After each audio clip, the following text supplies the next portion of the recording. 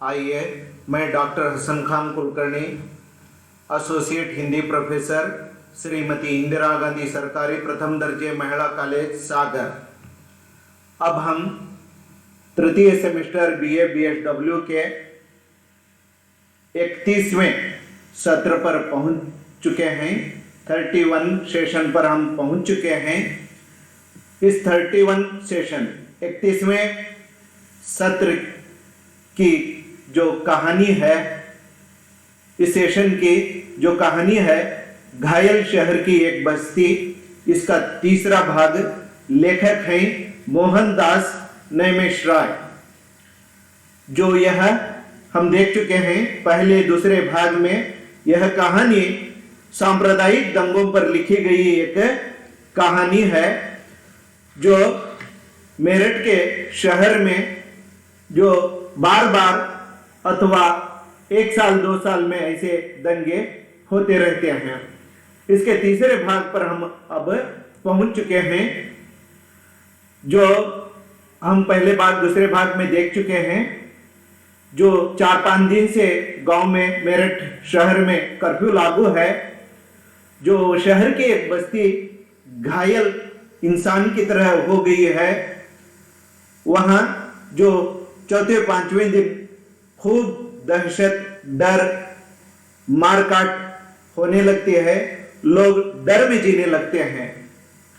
जो उस 5वें दिन के एक रात में जो ज्वालामुखी फूटे जैसे होता है, कुछ लोगों के भागने की आवाजें, नारेबाजी की आवाजें, नजदीक आने लगते हैं।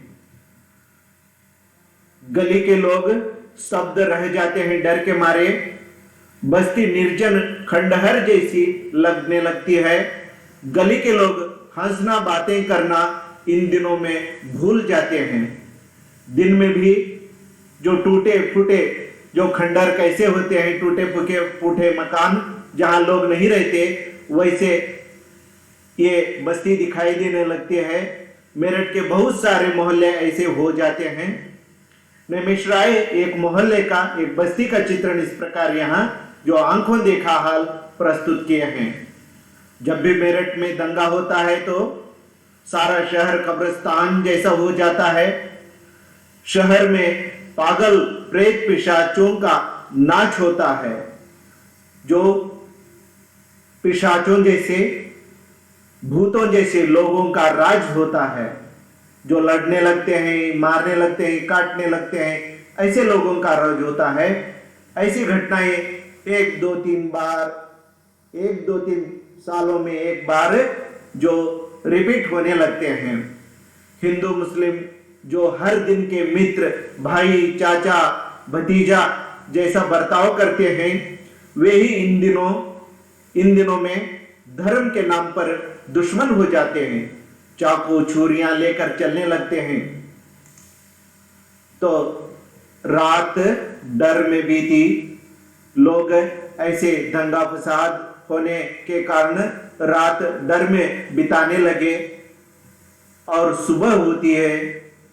सुबह हुई तो चिड़ियों का चहकने के बदले औरतों की रोने की आवाज सुनाई देने लगती है। आज 4वें 5वें दिन हरिया को मालूम हुआ, जो उस बस्ती का एक गरीब हरिया नामक व्यक्ति था, इन करतूतों को, इन कारनामों को नजदीक से देख रहा था। उसे मालूम होता है कि यह रफीकन बी की आवाज है, जो चिल्ला चिल्ला कर रो रही थी। वहां 4 घर मुसलमानों के भी थे। हरिया के मोहल्ले में 4-5 घर मुसलमानों के भी थे। रफीकन बी के बेटे को कल रात में किसी ने मार डाला था। वह 2 साल से सड़क पर पंचर डालने का काम करता था, जो आज वह मर गया है। 2 साल पहले उसके पिता की भी हत्या हो गई थी। और वह मां का इकलौता सहारा बेटा था। पिछले साल के दंगों में उसका बाप भी मारा गया था। अब वह भी मारा गया। अब बेचारी रफीकन बी की हालत कैसी हो वे समाज में कैसे जिएंगी। रफीकन भी रो रो कर दीवार को मार मार कर अपना सर फोड़ ली थी। रफीकन भी जिंदगी के आखिरी पड़ाव पर पहुंच गई थी, रो रो कर जान को हलाक कर ली थी। हरिया अपनी छत पर उकड़ू बैठकर सोच रहा था। अनेक सवाल उसके मन में उठ रहे थे। इन दंगों में आखिर गरीब आदमी ही क्यों मरता है? इन दंगों में आखिर गरीब आदमी ही क्यों मरता है? अमीर क्यों नहीं? अमीर लोग क्यों नहीं मरते? वह सोच रहा है अपनी छत पर बैठकर। आज दिन होने के बावजूद भी डर का वातावरण था। चूल्हे ठंडे पड़ गए थे। मोहल्ले में उदासीनता छाई हुई थी। हरिया और जसवंती के घर में आज खाना कुछ भी नहीं बना था। 10 बजे के बाद कर्फ्यू में ढील दी गई। 11 बजे राशन खाना देने की सरकारी गाड़ियां आई। बस्ती के लोग कौओं की तरह झपट पड़े राशन खाना खाने के पुड़िया लेने के लिए। लेकिन हरिया जसवंती को भिखारियों की तरह राशन लेने से मना कर दिया था, कंडीशन कर दिया था, खाना लेने के लिए नहीं जाना। इधर घर में दाना पानी खत्म हो गया था। दोपहर 12 बजे हरिया काम की तलाश में चला गया था। 7 बजे फिर कर्फ्यू लागू हो गई थी।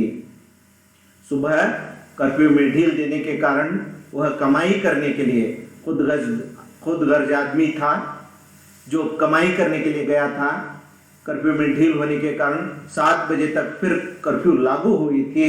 उसे आने में बहुत मुश्किल हुई।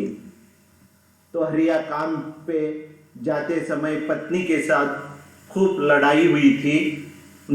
हरिया और जसवंती के बीच में खूब लड़ाई हुई थी। शायद वह काम पे जाने के लिए मना कर रही थी, फिर भी वह काम पे गया था। जसवंती शाम को रास्ता देखते हुए बैठी थी। हरिया नहीं आया। 7 बजे तक बस्ती के सब लोग घर के अंदर घुस लिए आकर शामिल हुए। पंछियों की तरह जो बाहर दंगा फसाद हो रहा था, कर्फ्यू थी, सब लोग घरों में आ गए। लेकिन हरिया अपने घर को नहीं आया। जसवंती इंतजार में थी, लेकिन हरिया का अता पता नहीं। रात बीती 10 बजे 11 बजे, हरिया का अता पता नहीं। जसवंती सारी रात उसका रास्ता देखती रही। सोई तो बुरे बुरे स्वप्न पड़ने लगे। रात कटी। सुबह होते ही पुलिस की गाड़ी उसके घर द्वार पर आई। पुलिस वाला द्वार पर खड़े होकर हरिया के घर का अता पता पूछ रहा था। हरिया उसी पुलिस के गाड़ी में पीछे गहरी और हमेशा की नींद सोया था। हरिया मर गया था।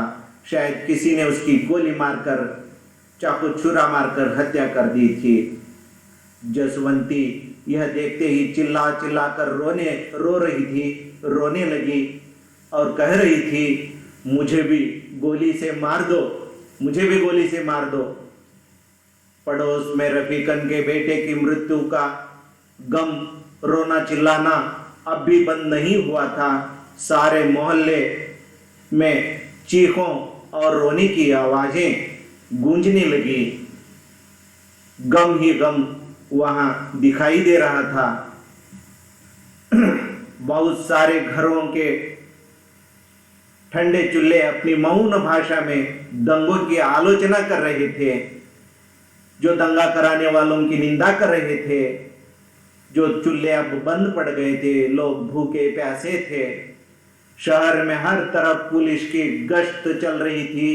फिर भी मेरठ की गली गली में चौराहों पर लाशें ही पड़े थे। पुलिस अब जिंदा लोगों की नहीं, लाशों की हिफाजत कर रही थी। ऐसे जो बुज़दिल लोग वहां हत्याकांड मचा चुके थे। बाहर पुलिस की गाड़ी में रखी हरिया की लाश और अंदर मन को हिला देने वाली जसवंती का रोना चिल्लाना, यह दिल को हिला देने वाली बात थी।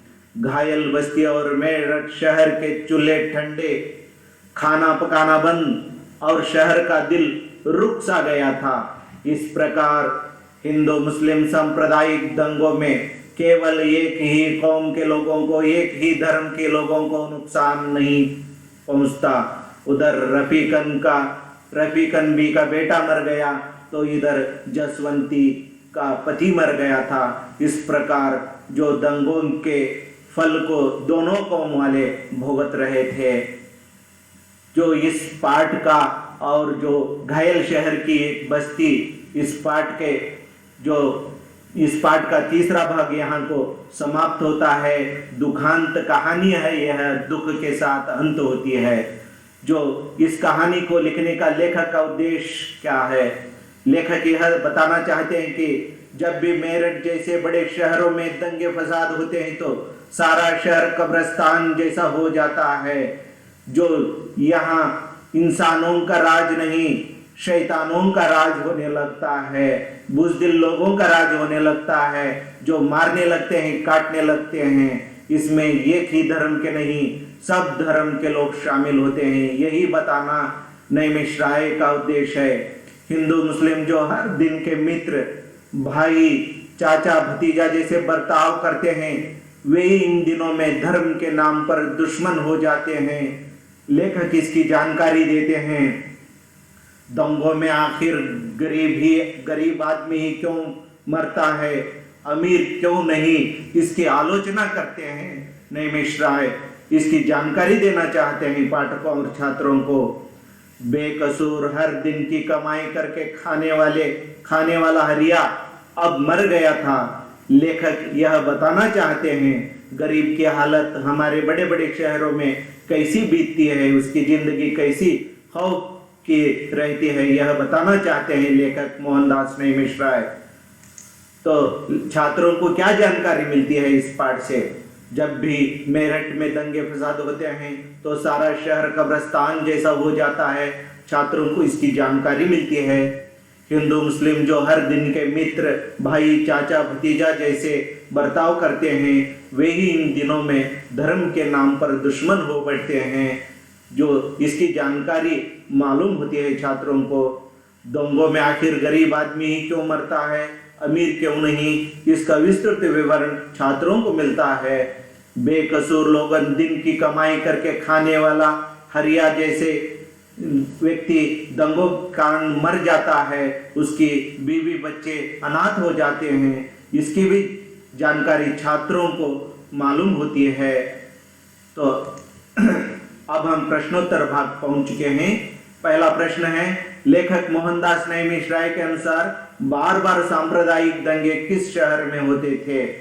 उत्तर है अ मुंबई, ब कलकत्ता, क मेरठ, ड बेंगलोर। तो सही उत्तर है मेरठ। हम देख चुके हैं मेरठ में जो 1 साल 2 साल में एक बार ऐसे सांप्रदायिक दंगे होते रहते थे। नईमिष राय को जो ये नजदीक से देखने को मिलते थे। तो दूसरा प्रश्न, सांप्रदायिक दंगों में किसका बेटा मारा गया था? उत्तर है अ रफीकन बी का बेटा, ब जसवंती का बेटा, क फातिमा का बेटा, ड रोहिणी का बेटा। हम देख चुके हैं जो रफीकन का बेटा, जो पंचर काटने वाला, जो रफीकन बी का बेटा जो सांप्रदायिक दंगों में मारा गया था, सही उत्तर है अ। तो इसकी अधिक जानकारी जो कहानी संकलन संपादक डॉक्टर मूलचंद गौतम इस पुस्तक में जो घायल शहर की एक बस्ती कहानी पढ़कर अधिक जानकारी हासिल कर सकते हैं। धन्यवाद।